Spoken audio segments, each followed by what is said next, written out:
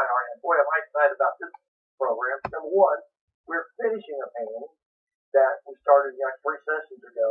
I'm always happy to start, and it's like any art, can't wait to finish so I get to the next one. So in our next session, we will start a new painting. But remember this painting, the Aurora Borealis. We've titled it Northern Lights Spectacle. It's a marvelous painting. I hope you've enjoyed the process. For those of you that missed some of the earlier episodes of this painting, I'll tell you what, you missed something because this was fascinating to watch how this painting develops. So I want to remind all of you, even if you did miss it specifically, always start when you do a painting like this with a very dark charcoal gray underpainting canvas on a finer tooth, what we call a portrait smooth or ultra smooth. It's a tighter weave of canvas so that it makes blending so much easier with acrylic. And that's kind of what I wanted to recap today, is because acrylic, because we have to use what's called a wet on dry technique, requires a lot of blending, as you've noticed. And if you've got a real coarse tooth, it doesn't blend very smooth.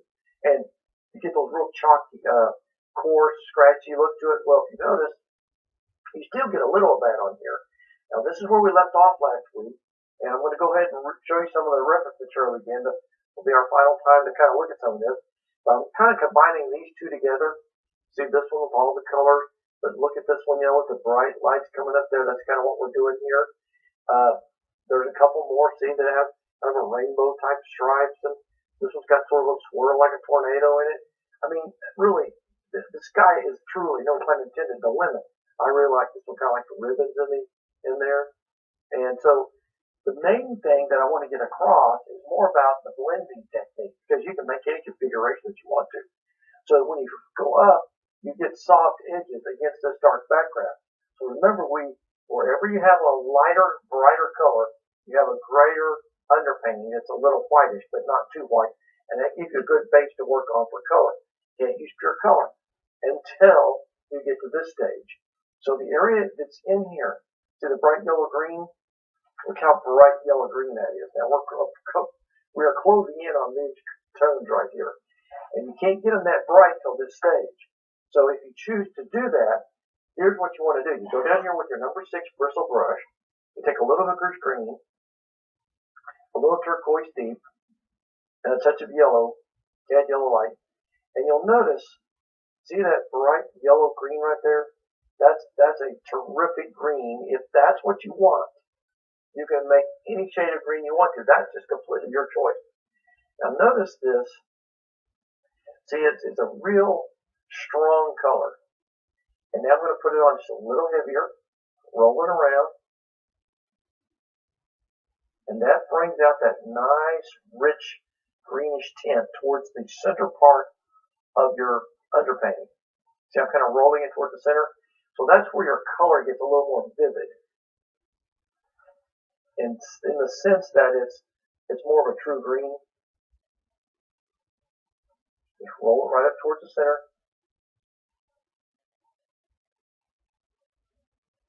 Get down through here, and then in just a minute, we're going to put some of our pine trees in before we do any final touches on the sky. And sometimes you don't need to do hardly anything to your sky.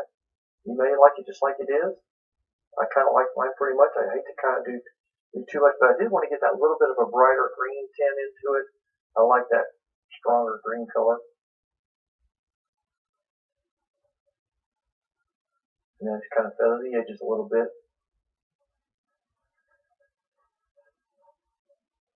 Just kind of work your way up like that. See how that brings that right out? Man, that's cool. I've been doing this for 30 years, folks, or more, actually, and think about it. And I get just as excited today doing this show as I did then. Because when art gets hold of it, it's kind of like eating certain foods. Popcorn or potato chips or whatever. You just can't stop. You just love it. Art is one of those things.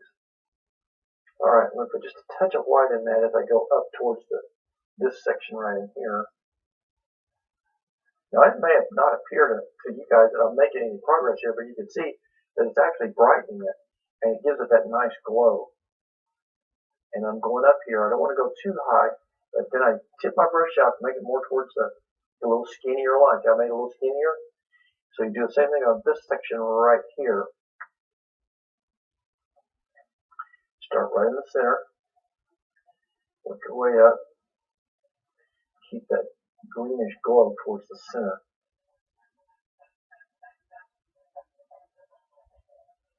That brightens it up. I'm going to go on up a little higher with that.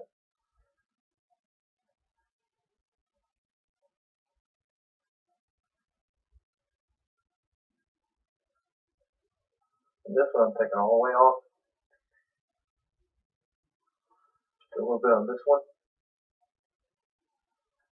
I love these greens. Of course, most of you that know me know purple and green are my two favorite colors, so I'm naturally drawn to these things, but you can use any color you want. And then these little shoots that come off the edge, you just dry brush right on up in there, and you just put those little arms swooping off of there to fit your own needs and your own design.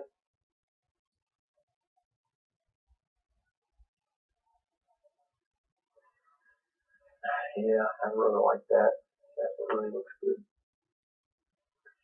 I'll get this a little stronger right down here.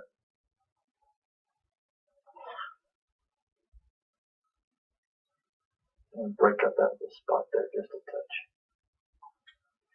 Because see, this is where we're going to put a couple of pine trees anyway, and I want that bright green to be right behind it. Okay, in fact, let's get to that point now. I think the first thing I'm going to do is take my charcoal, and let's find the one that I want to work from. Here we go. Okay, you can see this is sort of the configuration I'm using, this kind of a burst of light at the top. And then you can see the beautiful pine tree silhouetted against it. Well, that's the effect we want now. We'll start over here, and I think I'll put one here. And so I'm going to sketch them in first. I recommend all of you do this. Just take your soft fine charcoal and just kind of gently lay in where you think these will go.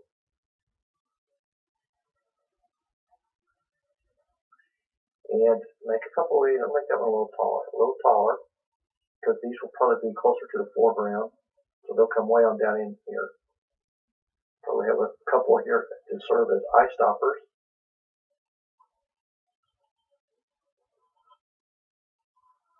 And this strong contrast, my goodness, this is going to knock your socks off.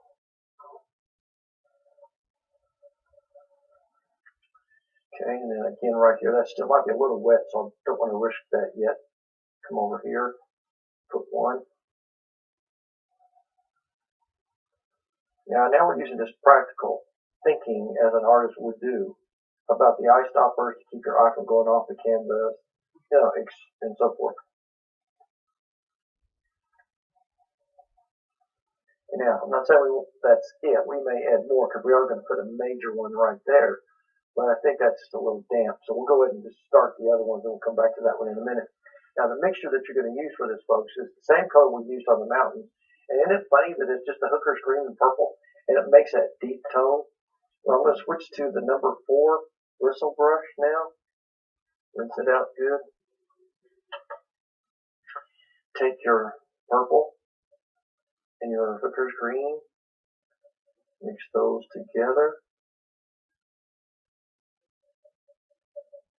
Get a nice creamy mixture of that. Just enough moisture in there to get it real creamy.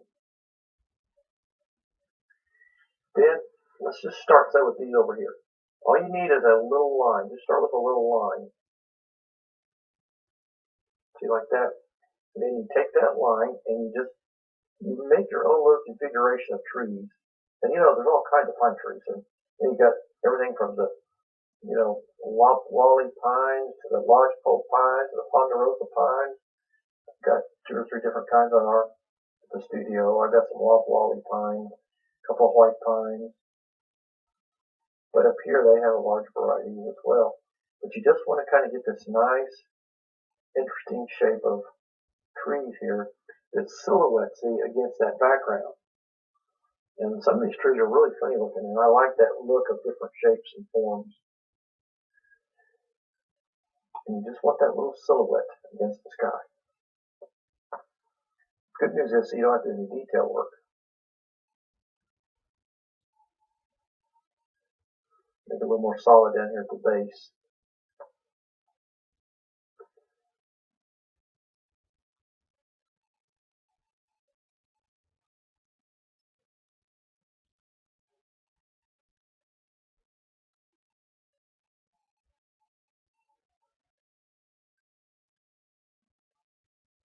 See, I'm just kind of flipping my brush out there. And you can kind of make your own little shape, but that's kind of what you want, just something like that. Now let's go to this next taller one over here. This is a real good one to have a little bit in front of that green.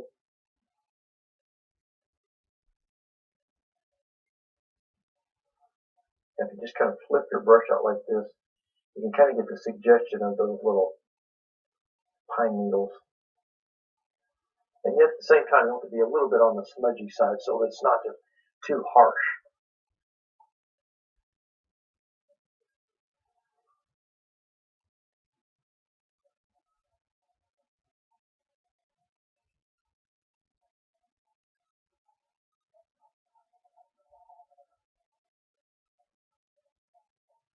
Now, can you see what this is doing to the painting, you guys? The contrast rule now is really taking over. Not just with the mountain, the strong contrast against that light background, but that strong contrast against with the pine trees. This adds more depth, adds just dimension, adds more interest just because of the negative space.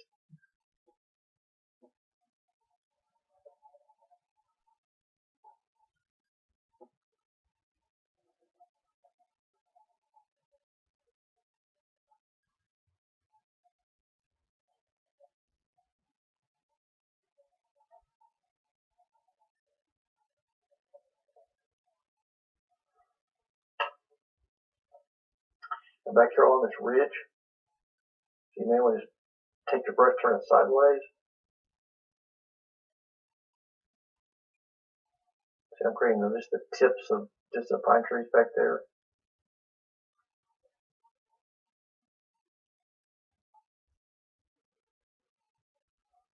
Tip of one here.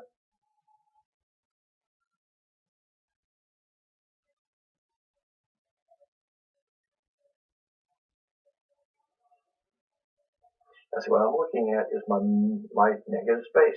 We talk about that all the time, folks. That's more important than a lot of you realize. Think about good eye flow, the way your eye moves in and out and around. And Hooks now see it with those light sources. This is just getting more exciting every second. Okay, now I'm going to scare something. That's dry enough now. I'm just going to go ahead and put one in right here because I really want this one in there.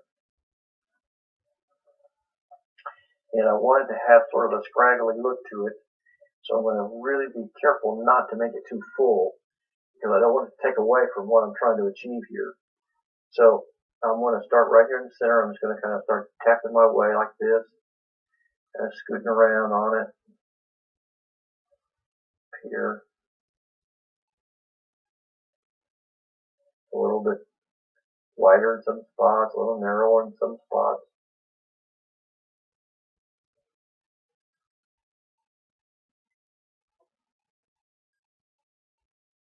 This is going to be one that's sort of really kind of right up in the foreground.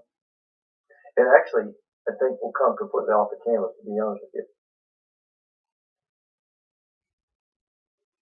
See how good that looks against the sky right there? I think that's just phenomenal.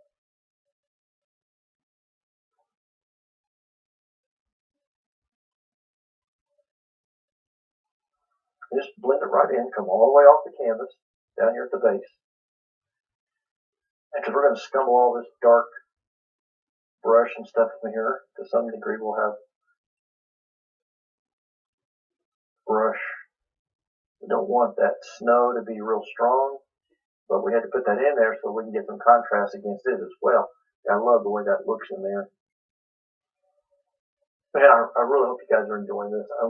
Sometimes I get so involved I forget I'm even teaching. I'm just having fun doing it, so forgive me. But it's really fascinating to watch something like this develop. Especially if you're kind of new and you're thinking, well, how do you make something like that happen? Well, this is how. Just very gentle, delicate strokes. Don't get in a hurry, but yet paint quick and loose in the sense that you don't want to piddle with it. You know, the motto on our show, I haven't talked about it in a while, but the 3 P's, you know, don't piddle, play, and putter. You know, just keep rolling down here. I think I'm going to have some tips here.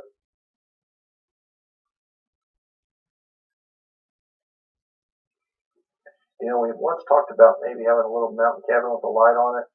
Well, I don't know, folks, if that's necessary, because I'm so pleased with the way the sky's turning out, these trees. You know, sometimes good ideas are only just ideas, and they stay that way.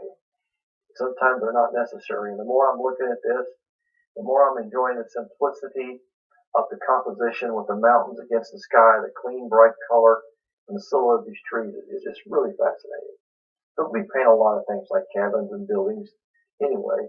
So let's just go along this edge back here and just go ahead and finish our little tips.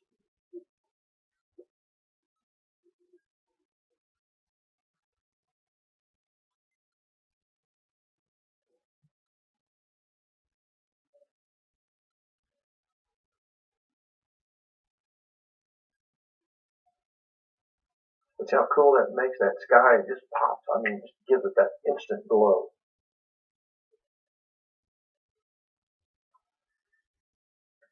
Now let's just finish this one here.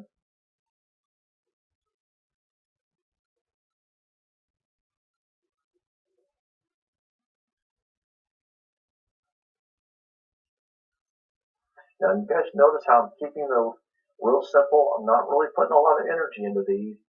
Don't get out a little tiny number 2 round or flat sable brush and make a whole bunch of real carefully planned pine trees. That would not be a good thing here.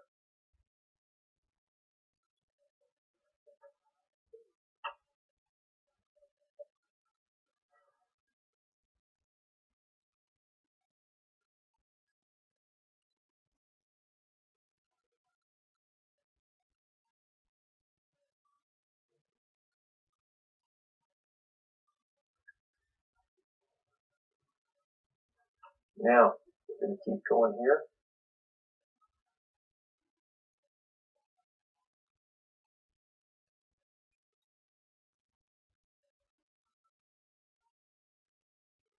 Okay, I think we're just about there with this. And your next job is going to be decide if you want to have a few, any other pine trees, any other masses of trees, or if you need to make one a little bit bigger. I think the one that we got here, I'm going to shape it just a little bit better. So that's what I'm going to do right now. Just do a little better shaping job on this. Pull this out here, make it just a little fatter. Bring it down in here. Go in the center just a little bit more. You know, we all see as artists, I notice when I'm teaching my classes, a lot of times the student will say, well, you know, they really don't like what they did, and I'll walk around and say, hey man, that was pretty good, leave it alone. And you know, it's artists, you know, see things differently. That's why we call it art, and that's why we have what we call artistic license. You can do that kind of thing. Now, you don't really need to do too much to this area down here except flip up a little bit of frontal brush, and I would probably just stick with the same brush for that, and go back to the dark green, purple mix, and just flip up some little brushes in the base. Just take the brush, kind of flip up like this. And what that does, it kind of helps to set down that foreground, give it just a little bit of forwardness.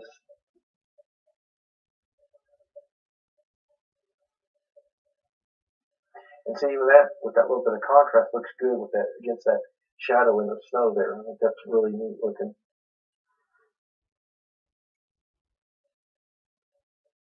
So it's nice, a big bush right there. And remember, this is all about the contrast. This tree actually could be seated just a little bit better, I think. So I'm going to bring it on down here just a little further.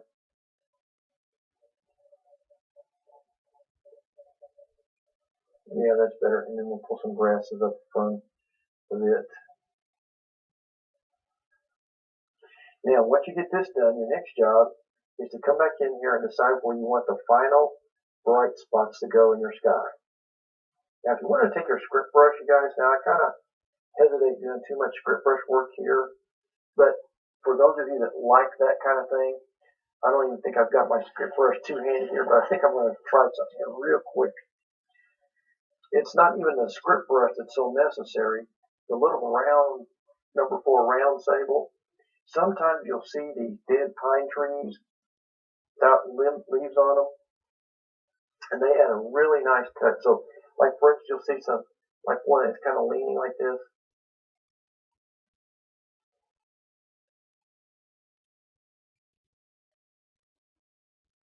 You'll see those a lot in this part of the country. See how they're just kind of in there against the background. And it makes it look a lot more authentic, more complete.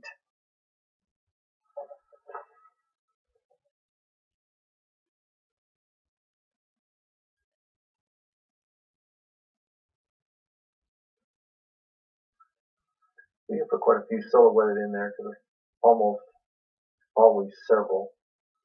Any of you that's been walking around or been in the forest a few times, you'll know what I'm talking about. You have those little trees popping out against the background there. They look really good. I think this is a good spot for one right here.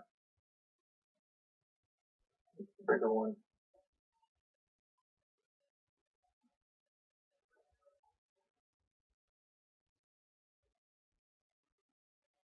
Yeah, anything you can do like that to add a little bit of texture. Hell yeah, I love that.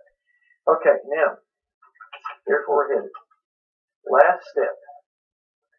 You now handpick the spots. I would even stick to this little brush along the base. If you can look at this, not all of these will have the same thing going on in them, but you can have some really bright spots in these. At the base, right back inside there. If you look real close, if I can get up here where you can see what I'm talking about, there are what we call the hot spots. Those are the spots that you can actually go in there and pop in some really, just little bright spots. And I like to stick with this brush for that. We'll start down here perhaps with this area right in here behind the mountain. Now this seems kind of odd, but I love doing this. We'll take your white and your hooker's green, go back down here to this pile right here with your yellow green in it, and whatever color else you want, like a little more yellow. And by putting the paint on real thick, and you pop it in right there like this, see, when you put it on real bright like that, it makes it stand out more. I mean, real thick. And this is what I do to edge out my mountain, kind of clean it up a little bit. One of those rare times, folks, when you'll see me put the paint on thick and leave a little bit of an edge, and this is called scumbling.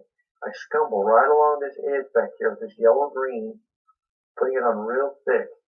See how it creates that little bit of a, I don't know, kind of a glow effect?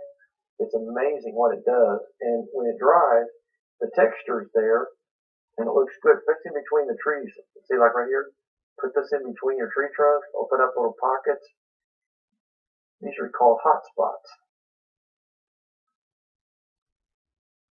These are the things.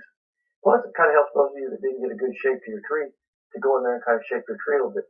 See how that pops that out there? It gives it that really sort of an iridescent glow behind there. You can do it with the oranges or any of the colors that you're working with. You can take pure orange. Give you an example. Okay, see this tree right here? We can take pure orange, just insert your brush right in the orange, straight in it, and put it on. I don't know if you can see the little peaks of paint right there, how thick that is. Then when you put this on there, look how bright that is. See, that's real thick paint. And the thicker it is, the more opaque it is, the brighter it will be. That's just the nature of acrylic. You see, in oil, it's the same principle, except that when oil is dry, what you see is what you get. In acrylic, when acrylic's dry, things get a little darker. So that's why you have to put this on real thick. So if I want this orange glow to really pop down here, now that I've got my trees in here, and I see where I want it, I just take this paint and I kind of dab it on real thick, right against the base of the mountain, or the top of the mountain, in between the trees.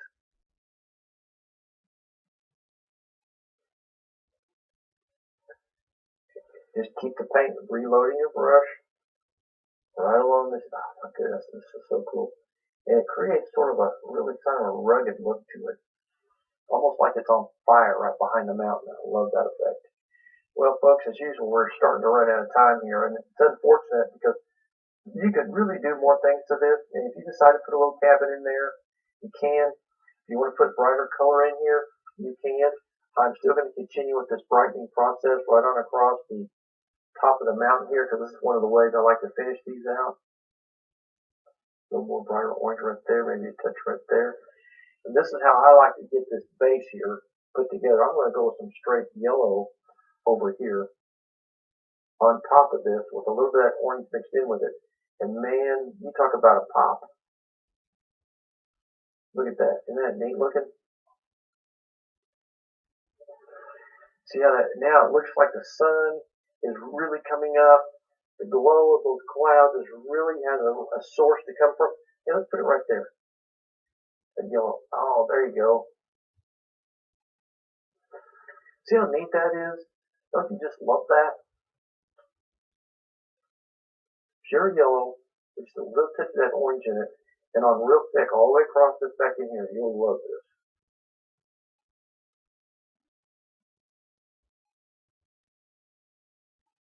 But so you got to reload often to make sure that the paint's nice and thick. So go in between a few of these little bushes. You even take the end of your brush and you do just a little bit of blending. Because you don't want it to be smudgy, and this kind of helps it keep it from being too smudgy. Isn't it a beautiful glow back there? I told you this with Dr. Socksoff once we got towards the end, and I hope you're enjoying this. I'm just having a blast showing you the final touches. Have a little fun fishing up. As usual, we're running out of time, folks. We're going to have to go. But now we're going to start a new painting in our next one. It's going to be another exciting adventure. And one thing I think you're going to like about it, we're going to be also in another very extreme part of the country. I'm not going to tell you what it is, but I promise you're going to like it. Another thing that a lot of you have been requesting, and any of you that want us to paint something in your state, if we haven't already, please be not afraid to send us a card or an email. Send us some reference material. We put it in our files, and we search through those on a regular basis. So I want to thank you guys for joining us today. Hope you have fun finishing up your painting. And we're going to have a lot of fun in our next painting, I promise. So God bless you. Stay inspired. Keep painting. And I promise I'm going to see you right here real soon on another session of Paint This with Jerry on it.